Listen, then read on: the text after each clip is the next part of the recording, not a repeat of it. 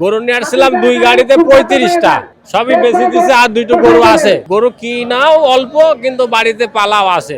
এই মানে আসার জন্য ট্রাক ভাড়ার জন্য কিনতে হয়, অনেক সময় কম পড়ে, এই জন্য কিনে আমরা বুঝ করে আসি। কুষ্টিয়া আলামপুর বালিয়াপাড়া। কতদিন আগে আমরা শুক্রবারে আসছিলাম, তাহলে আজ কয়দিন আগে আছে?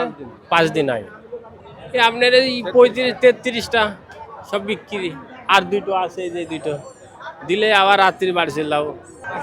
না, এই হাটের অভিজ্ঞতা নেই, কিন্তু শুনছিলাম, কিন্তু পরিবেশটা ভালো। আমি চিটাগাং গেছি, অন্যান্য হাটে গেছি, সেখানে কাদা হয়, কিন্তু এখানে কাদা হয় না বলে আমাদের গরুর পায়ে যে সমস্যাটা, ওইটা কোনো গরুতে হয়নি, মানে খুব শান্তি। আর এখানে কোনো খারাপ না আলামতি নাই এর ভিতরে। আরে 2টাই আছে, শুধু 2টাই। না, গরু আছে, কিন্তু মানে আমাদের ঢাকা শহরের লোক কিনছে, এটা 2 লাখ টাকার গরু আসি কয় 1.5 লাখ টাকা, কিন্তু আমরা তো কুষ্টিয়াতে নিয়ে আসছি বেচবই।